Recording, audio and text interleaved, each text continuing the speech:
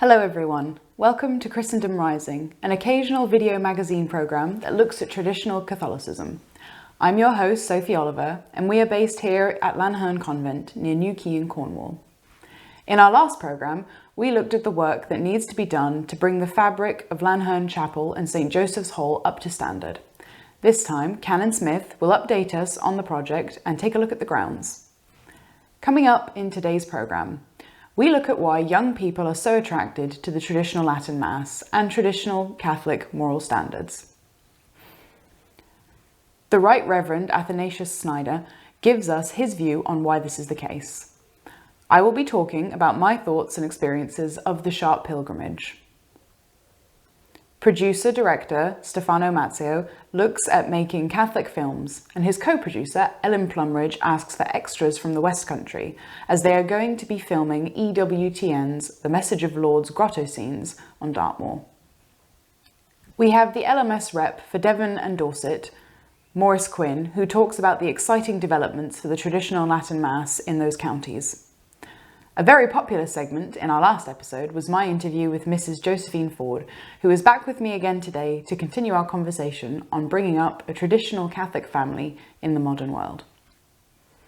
And lastly, Father Gribbins looks at St. Cuthbert Mayne, who visited Lanherne and said masses there during penal times and was eventually martyred for his faith.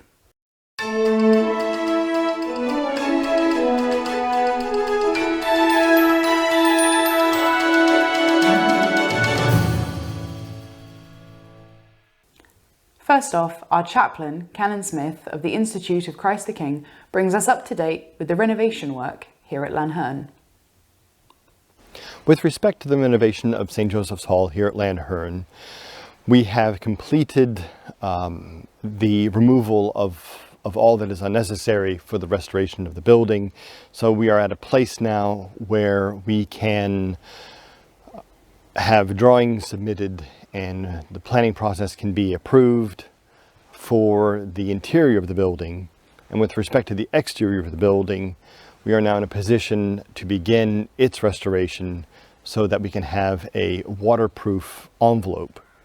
That would include the restoration of the roof, as far as tiles are concerned, and also a re-tuck pointing of the parts of the walls where it's in disrepair. St. Joseph's Hall is important both as a venue of hospitality for the faithful, for catechesis of all ages, as well as for receptions after masses and events, but also for those who would come here on pilgrimage, those who visit Lanherne both punctually and occasionally. The orchards of Lanherne are perhaps well less known than the chapel and the convent itself, but are still very important. From these apples, we are able to make cider to support the convent. And also here, in this orchard, we're able to keep bees, which of course pollinate the apple trees, and are also beneficial for the gardens.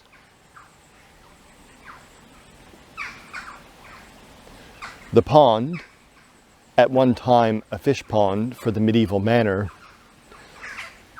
now is host to a family of moorhens. Recently, they've had an additional 6 chicks.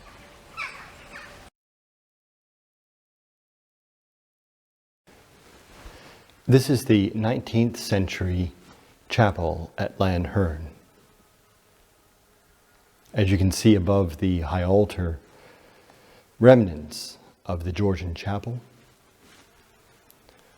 which is currently where the sisters' choir is located, just to the left of the high altar. The high altar itself, in particular the stone reredos, is in need of restoration, as many of the stone decorations are missing or broken.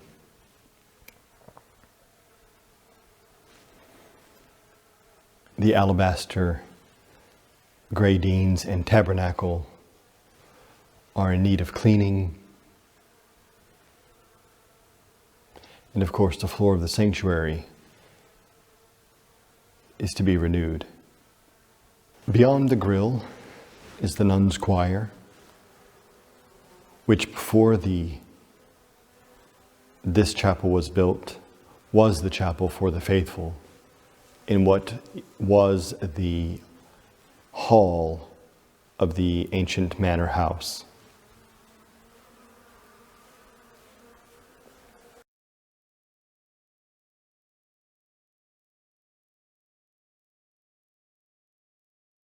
Thank you very much, Canon Smith.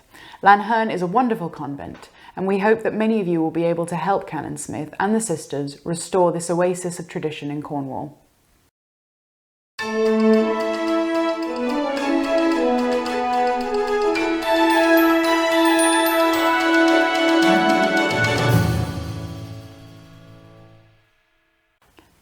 We are very excited and honoured to have Bishop Athanasius Schneider, who sent us a video from Astana in Kazakhstan, where he is the auxiliary bishop. He gives us his thoughts on why the traditional Latin Mass and traditional family values are so popular with young people.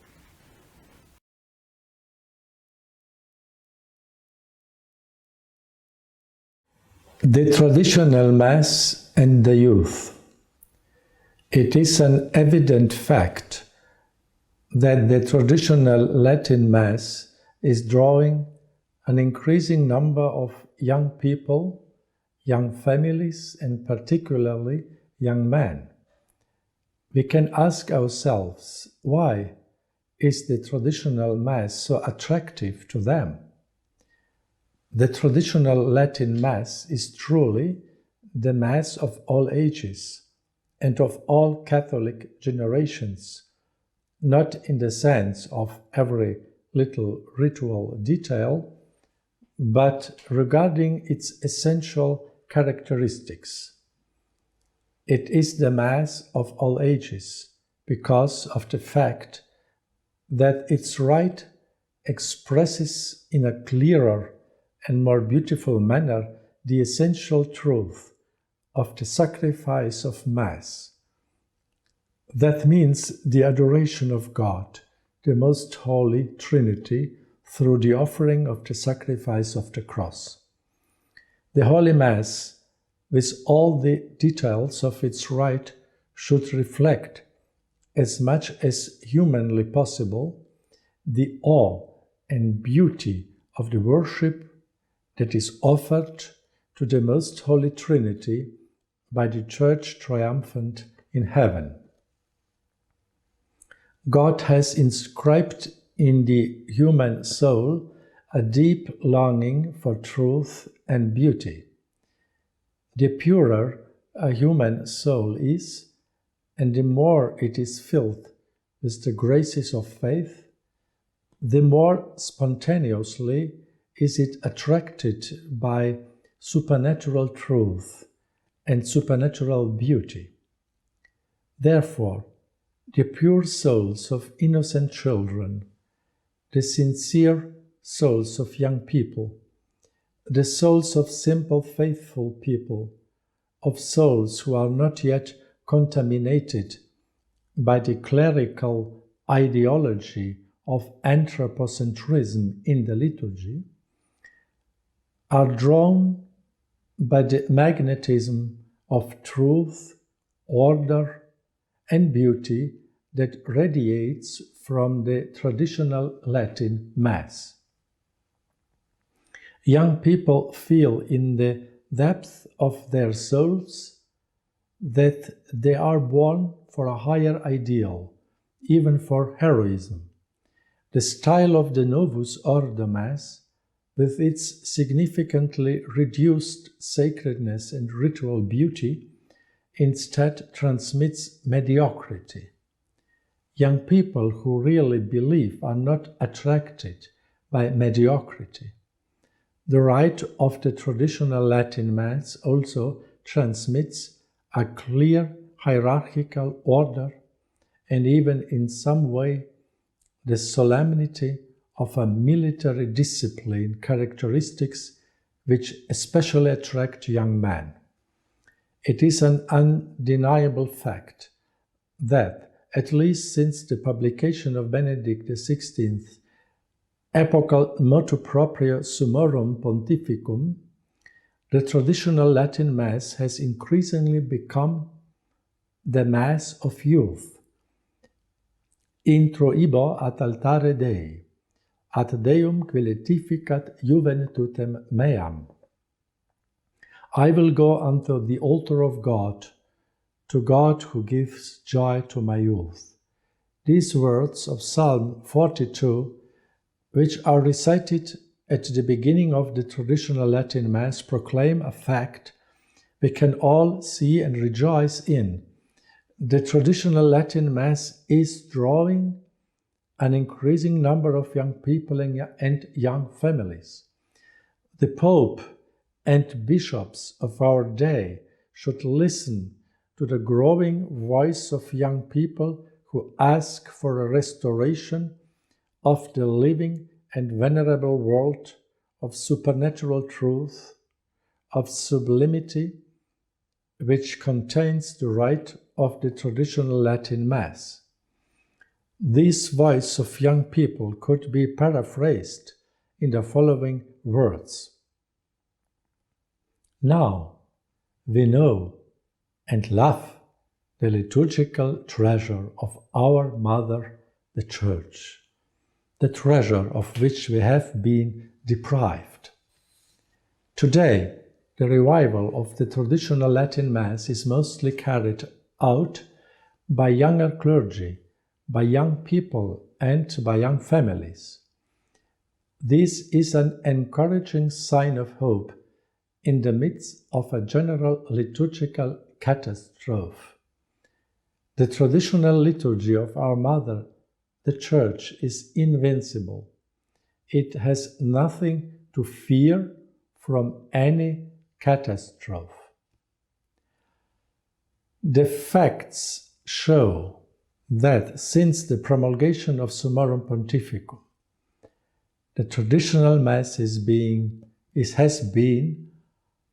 a quiet and determined triumph in the life of the Church on all continents, under different levels of life, among all ages.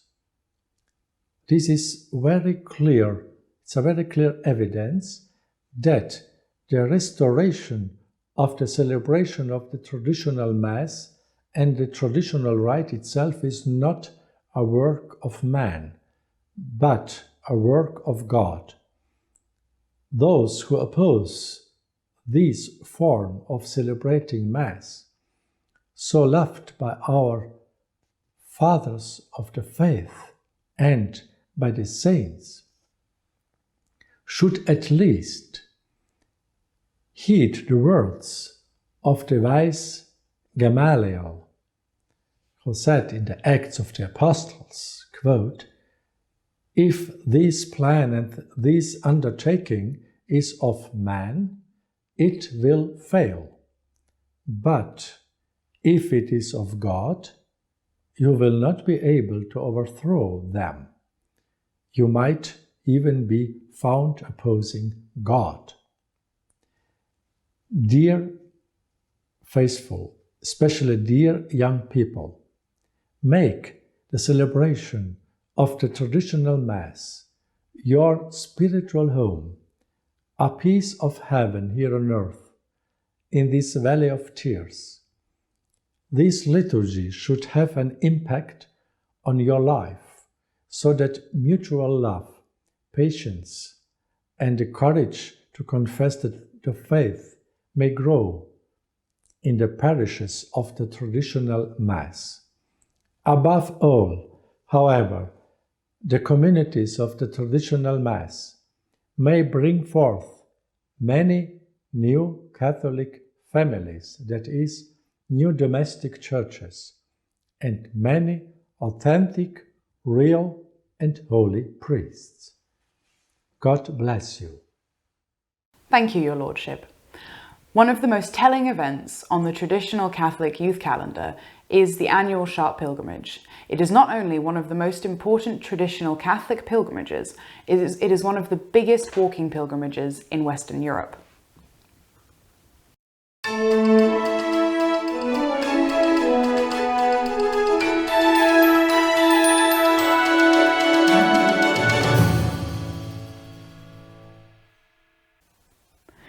The Sharp Pilgrimage is an event that is very close to my heart and has played a large role in my personal formation as a Catholic.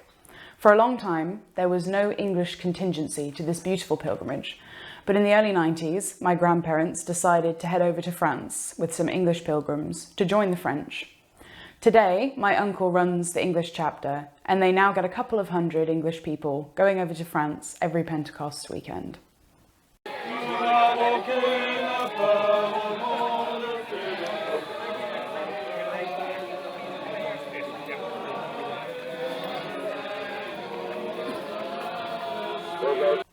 I first did the pilgrimage when I was about 6 years old, and I have been about 13 or 14 times ever since. The pilgrimage spans over 3 days, starting at Notre Dame Cathedral in Paris and ending at Chartres Cathedral. Around 15,000 pilgrims go every year, including almost 1,000 from all around the world: America, Ireland, Germany, England, and many more. There are groups of scouts, groups from schools, nuns, monks, priests, fully habited, and there are children's and family chapters that walk a little bit less. So there you'll find all ages, from babies in prams to the retired. Dominus vobiscum.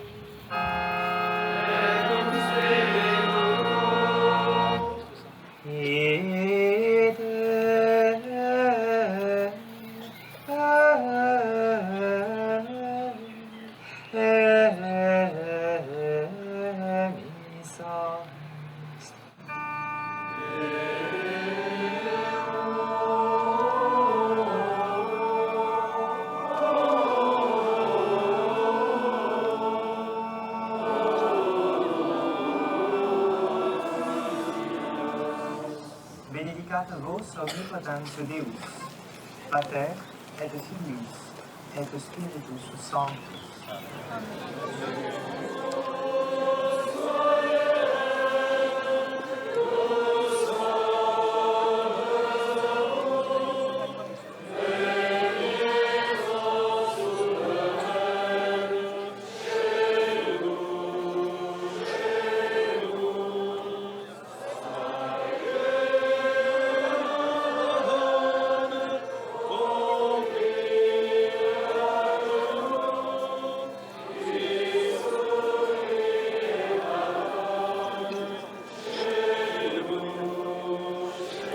What I find the most striking and inspiring about the pilgrimage is the amount of young people there.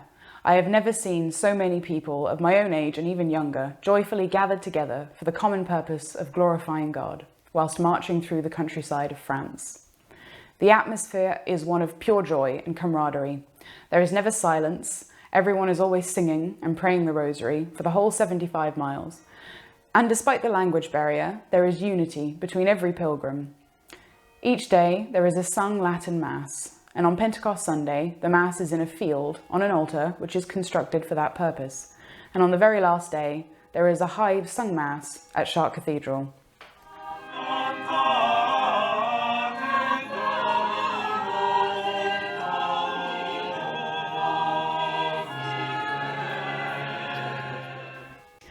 Obviously the walk is physically exhausting and you're in pain for most of it. However, it is a surreal journey, a physical and spiritual purgation, away from the pollution of everyday modern life. 15,000 dirty, tired pilgrims marching through France, singing at the top of their lungs in honour of Our Lady, is a truly beautiful testament to the fact that the Catholic faith still burns strong in Europe. The Mass has ended and the pilgrims continue on their way. Each chapter has an allocated slot, and to maintain order they must leave at the correct time. The column of pilgrims is now over 12 miles long. Between each chapter there is a gap left, so that a priest may walk to hear confessions and to give spiritual guidance.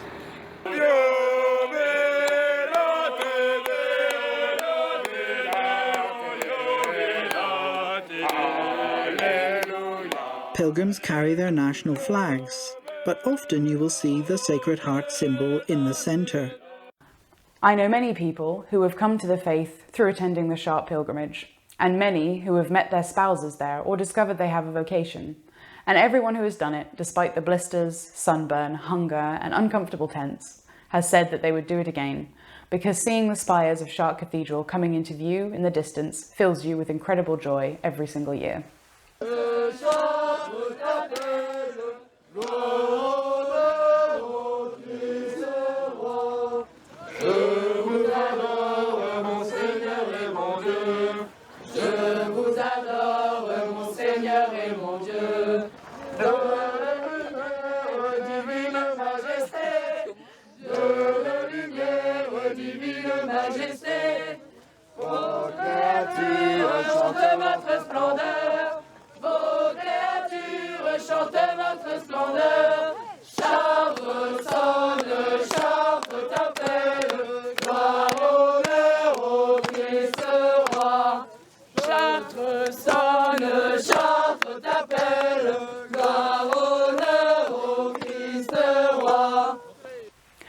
I remember one year a priest on the pilgrimage saying that the 3-day journey was reflective of our journey on earth towards heaven.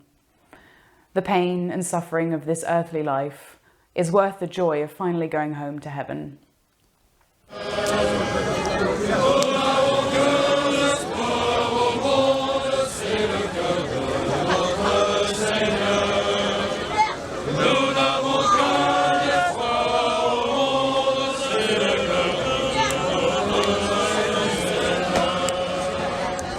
We are all pilgrims on the journey of life, offering up the suffering of every day, singing the glory of God. But we are marching not towards the spires of Sharp Cathedral, but towards the gates of heaven. Every year, the Sharp pilgrimage serves as a reminder to me that once you strip away the petty, unimportant distractions of modern life, as we do on the march, what is left are the faithful, walking, praying, and singing the praises of God from birth till the moment of death, eagerly looking for the spires of heaven in the distance.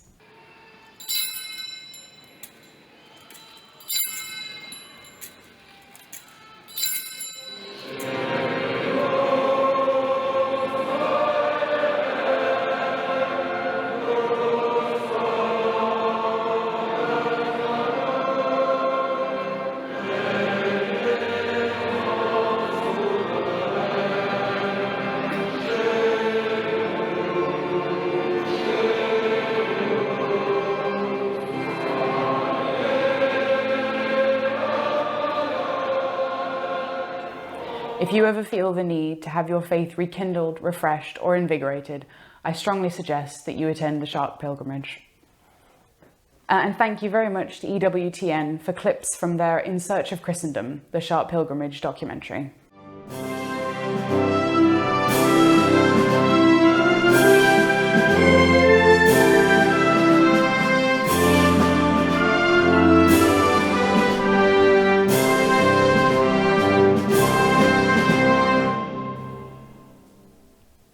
Our producer, Stefano Mazzeo, talks about his latest film for EWTN, The Message of Lourdes, and along with his co-producer, Plumridge, he discusses the project. On the subject of young people and the traditional Latin Mass, it is clear to me that once young people are exposed to the beauty and majesty of this form of the Mass, they prefer it, and anyone who says that they are rigid or strange should take a look at the clips in Sophie's piece on the Sharp pilgrimage with its joyous traditional youth. Incidentally, one of the great supporting organisations for the traditional Latin Mass in Britain is the Latin Mass Society, for which I am the rep for Cornwall. You may wish to support this organisation by joining it. Please see details and links that are posted below. If anyone would like a copy of EWTN's In Search of Christendom, the Sharp pilgrimage, they are available in both the USA and the UK from EWTN shops. In the UK they are £9 each plus postage. Please see the links below. Also released in the UK are all 12 episodes of the Reformation series in 3 box sets. Episode 1 to 4 covers Luther, Zwingli and the Anabaptists. Episodes 5 to 8, Calvin and the Wars of Religion, Henry VIII and his 6 wives, the dissolution of the monasteries and the pilgrimage of grace.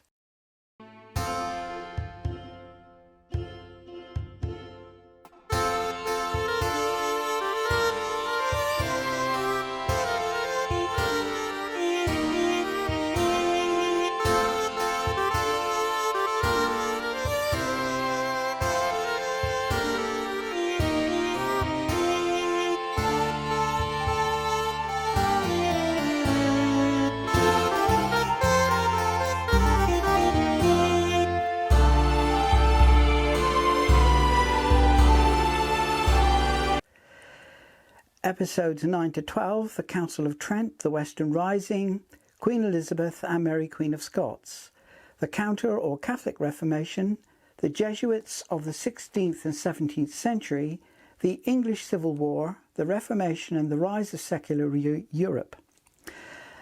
They are $15.99 plus postage for each box set.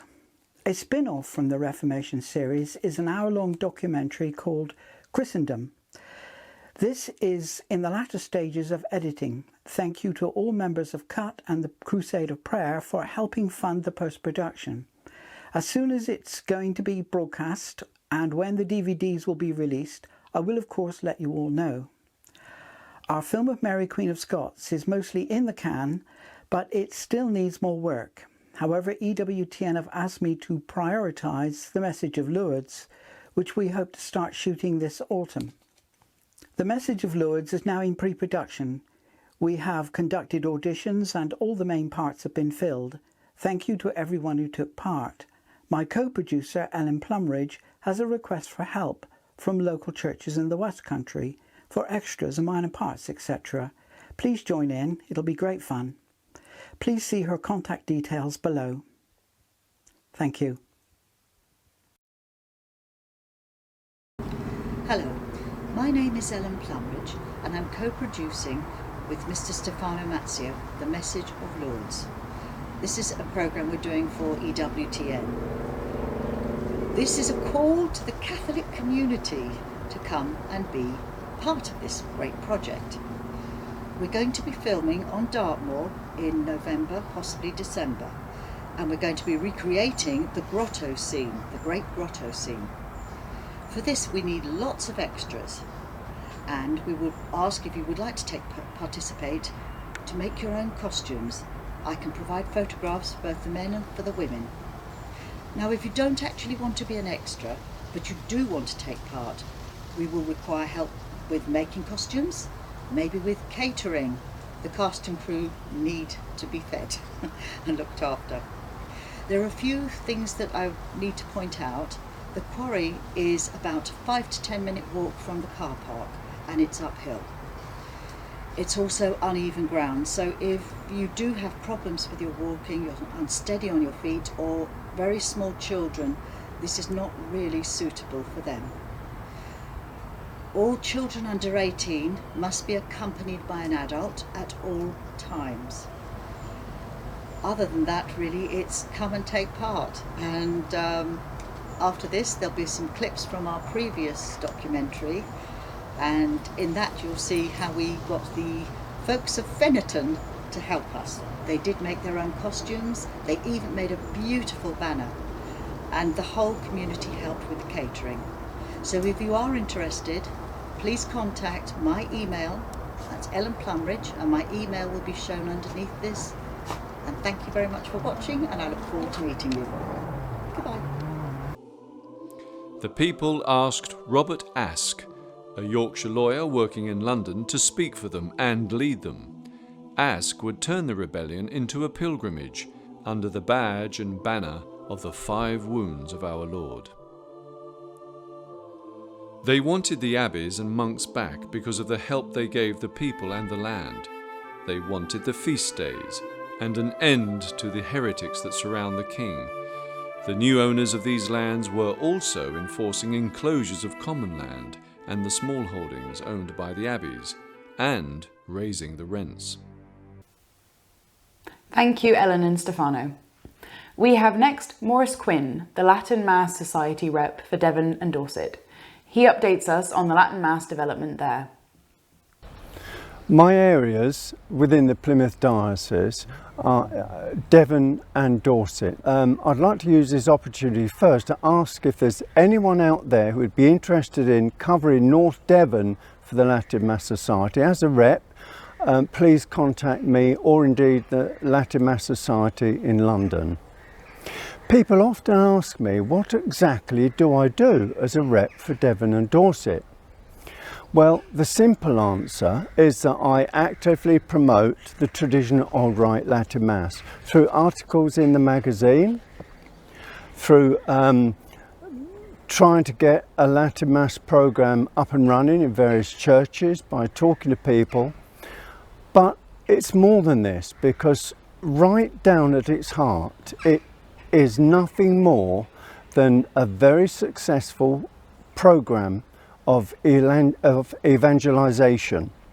Now, this is a programme that can be seen and evaluated within the community, and it begins with the reverence and dignity of ad orientem worship, which is inherent in the traditional pre-Vatican II Latin Mass. You notice the attitude and dignity of the serving boys on the altar, the deeply rooted belief and faith that people have before our Lord's presence in the tabernacle, where people genuflect out of reverence and humility, where people receive the Lord of life on the tongue and kneeling. And something else that's missing in many of our churches today, but you will find in the Old Rite Latin Mass celebrations, people are silent before Holy Mass, they're silent after Holy Mass, giving everybody time for private prayer. This is all, of course, the norm at the Latin Mass. And for me anyway, it's the basis for the conversion of the rest of society. If you need to evangelise, which we do, you start with existing congregations, and that's of course what we're doing with the Latin Mass Society and at all of our celebrations. Now, I'd like to say briefly something about a couple of very exciting things that we're doing here in Devon and Dorset. The first one is that Bishop Mark has invited the Institute of Christ the King Sovereign Priest to oversee the Church of the Holy Angels in Charleston in Torquay. Now, this means at long last for the people of South Devon, they will have a resident priest with a seminarian in the presbytery who will be able to offer daily Mass and the sacraments for them. Their pastoral needs will be fully catered for. Now, the other thing, wonderful example, a wonderful thing that's going on in the diocese is in Dorset. 2 years ago, we had a Chidiock Latin Mass pilgrimage in honour of the Chidiock martyrs. Now, Chidiock, for those of you who do not know, is a small village in Dorset. Now, the family that came from here, Arundel, eventually went to Chidiock, where they had a castle. And it's from that area, during the terrible times of persecution in this country with the Holy Mass and the Holy Faith, that produced 7 martyrs to the faith, all connected with the family and of course with the Chidiock itself. Now, that was an amazing experience, but what is even more wonderful for us today is that Bishop Mark has offered to celebrate the traditional Latin Mass himself for us at this event, which will take place hopefully on Saturday the 16th of October this year. The Knights of St Columba will be there to marshal and to answer questions and to generally help people. There will be, they have a museum in the church. You'll be quite happy to wander around the museum. There is also a secret chapel up in the loft, and there'll be tours of that. So please, if you can, do come and see if you can support this wonderful, wonderful programme.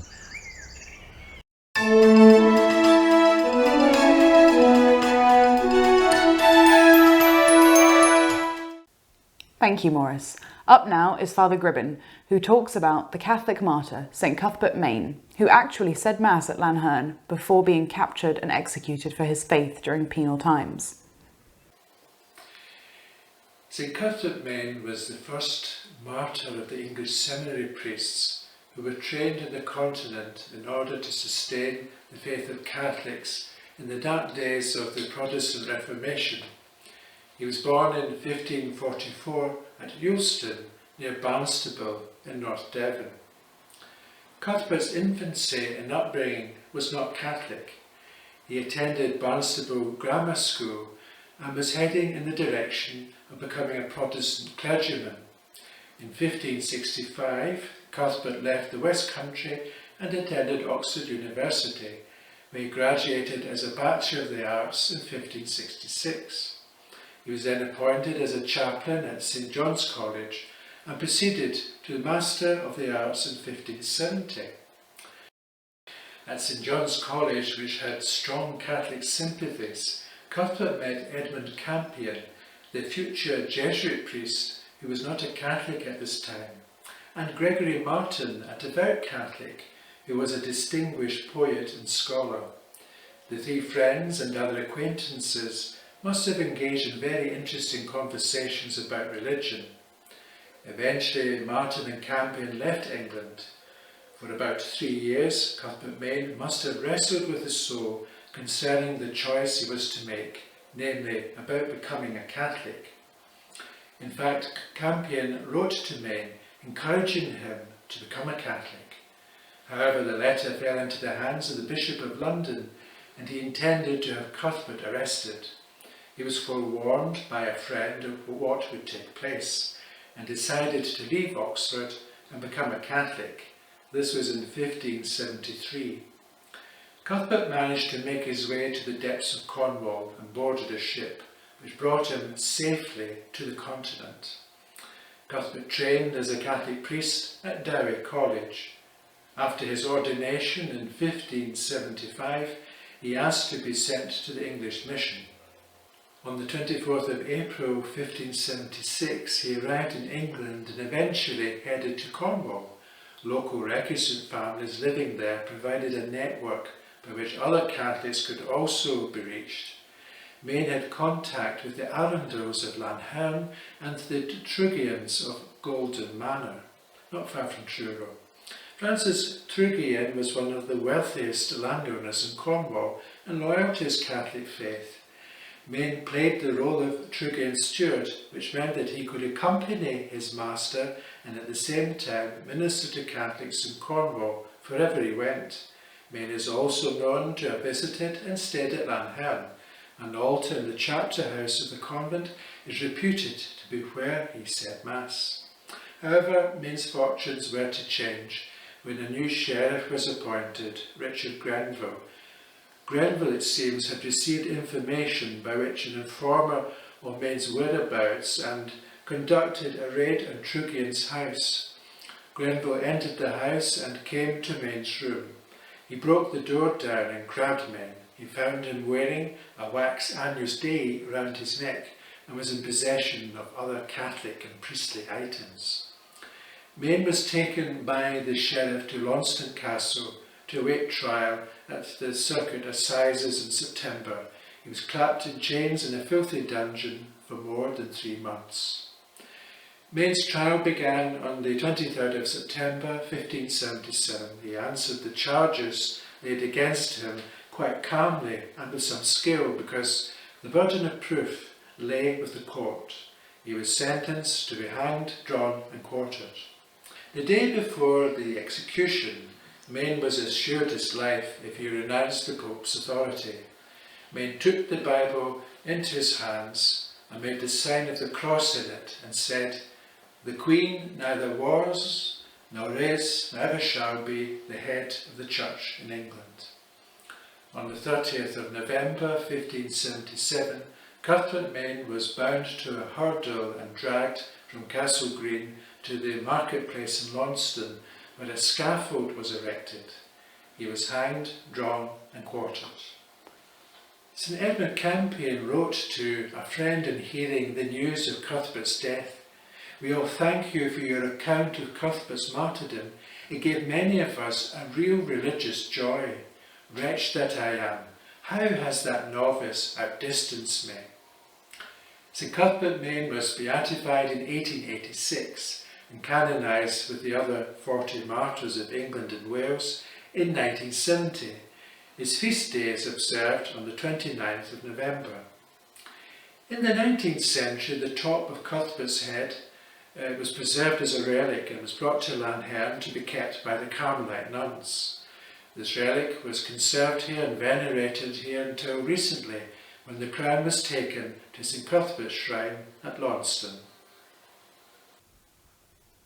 Thank you, Father Gribben. And now a very popular segment from our last programme was my conversation with Mrs. Josephine Ford on bringing up a traditional Catholic family in today's world.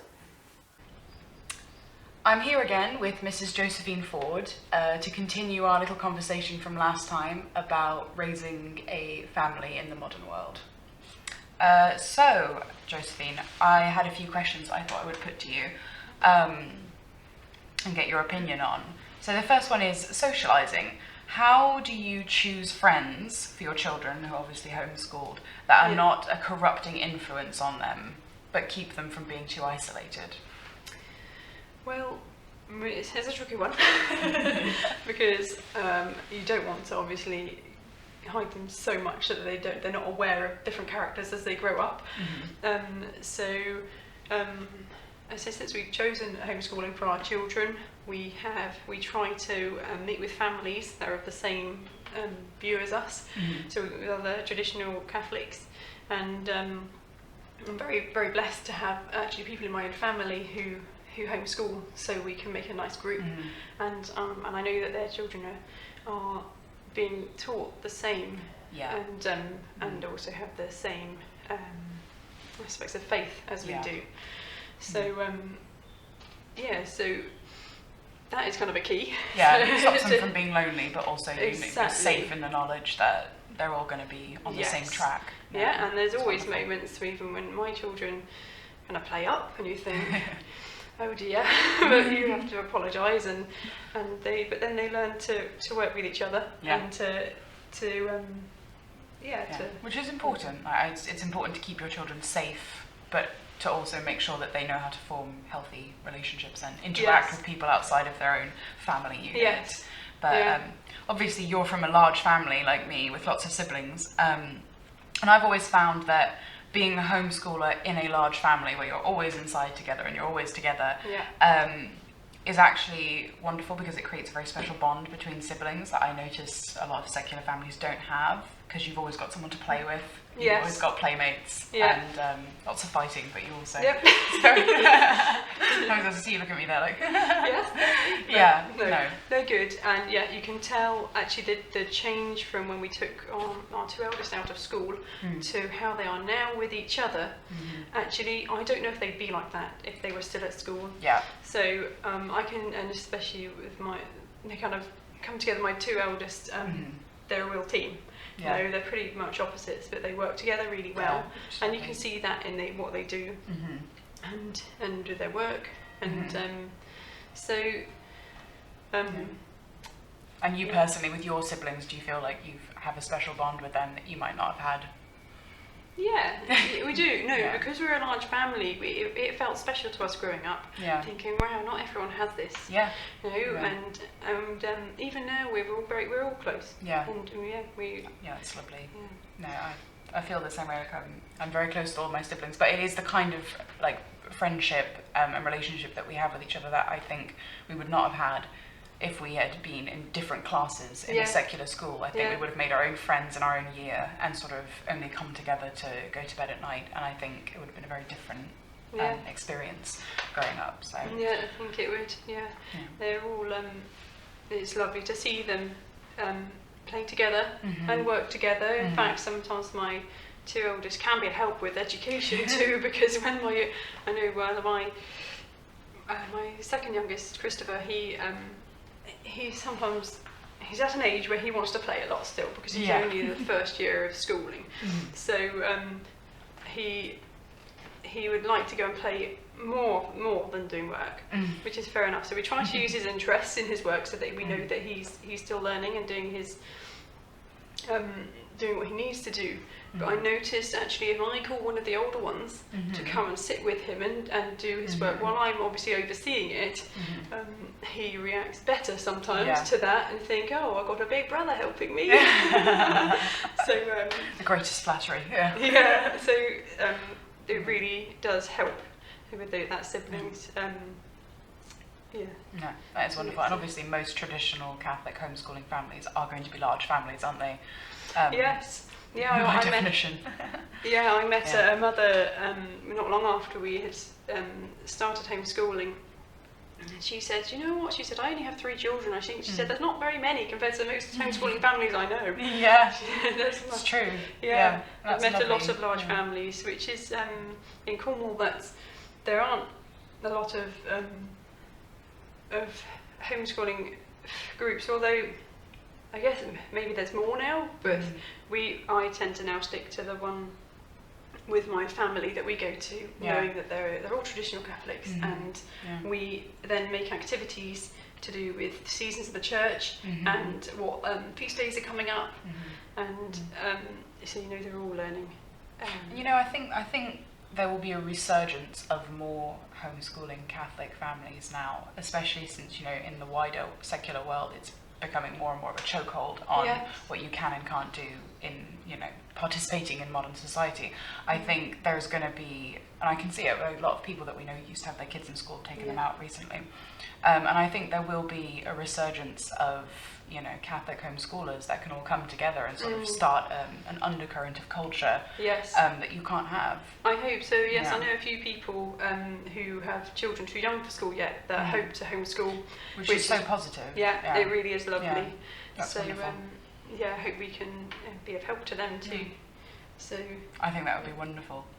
Another question is, how do you as a mother think that you will be able to prepare your children for what they will inevitably face one day, but at the same time whilst preserving their innocence and their protectedness, I suppose, Yes, well that's a tricky one, because obviously you don't want to spoil their innocence too young, and my children are all fairly young, all under 10 yet, so but we have met things along the way, and whichever they are, I try to explain to them in really simple terms, and say, look, we really need to pray for that, or whatever it might be, and say, well, no, we don't agree with that as Catholics, and I try to keep really simple why, so that it's not spoiling their innocence. Right. And then, because if you just don't say anything, then they're going to go off wondering. You don't know what they're going to be wondering. I was going to say, leave nothing open to interpretation. Exactly. So, I mean, sometimes I feel I've got to say something, but keep it really simple. Yeah, depending on their ages as they develop. Exactly. Yeah. And sometimes, obviously, you can just kind of wash over and say, "Oh well, never mind." we'll deal with that in a few years. No, I think you're right. I think it's just it's so tricky, especially because children, at every stage of life, there's another bit that has to be unfolded for them. They don't need to know a lot when they're young, but as they get older, they become more curious and they become more sort of in the world, as it were. It's inevitable that we can't avoid. We do live in this world, and we have to participate in some ways, especially when we're older. But I think, as you say, it's really important to just make sure that they know in very clear terms what is right and what is wrong, so that when they encounter anything ambiguous or nefarious, they can say, well, that's not what we learned. So exactly. And also they do follow a really good catechism course.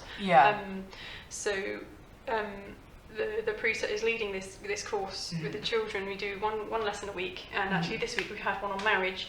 Lovely. And it was really lovely, and that helps the children with making firm steps with their faith, and obviously we can then help by doing activities alongside the Yeah. catechism and things. So knowing the catechism, especially traditional Catholics, really helps them have a good good foundation in life. Yeah, definitely. Well, it sounds like you're doing the right thing. But how about schools? What do you think? Because obviously you homeschool. I was homeschooled. But do you think that there is a need for really good Catholic schools in England? The sort of schools where parents feel really safe and morally at ease, as it were, sending their children. Because obviously in England there are Catholic schools, but it means nothing except a title. You know? I know. Yeah, it is definitely. I would love to have a traditional Catholic school to send my children. One, to be able to support it and say, yes, this is good, and this is what I want for my children. And two, in a selfish way, maybe it would give me a little bit more time around the house. But it's not an easy job.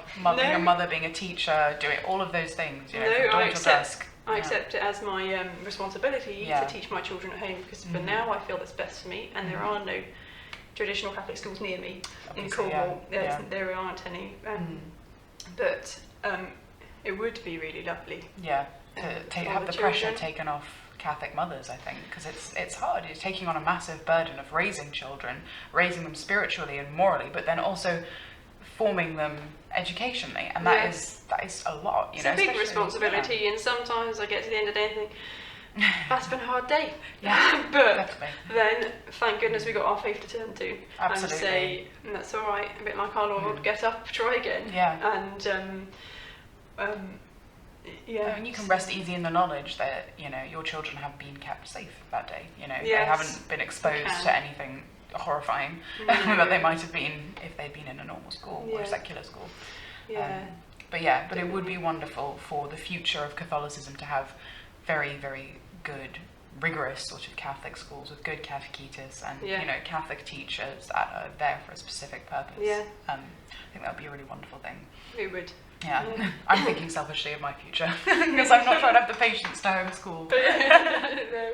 Well, I didn't know when I started homeschooling how I was going to do it. And but I felt every step of the way Our Lady showing me that this is what you're meant to be doing. And whenever especially in my first year of homeschooling, when I really struggled just to get the routine and get going with it. But I've really felt Our Lady showing me and guiding me the way, and now we're 4 years into it, and I wouldn't turn back. That's wonderful. So I know for now that's the best I can do for my children. Success story then. That's good. So. Wonderful. Anyway, well, thank you very much, Josephine. Hopefully we'll see you in a few months and continue our conversation. Thank you. Thank you, Josephine. In the next episode, we hope to bring you news of exciting upcoming events and developments in the traditional Catholic world.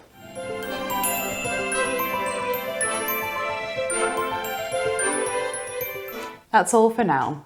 Don't forget to click the like button and subscribe to this channel. So until next time, this is Sophie Oliver for Christendom Rising. Bye for now.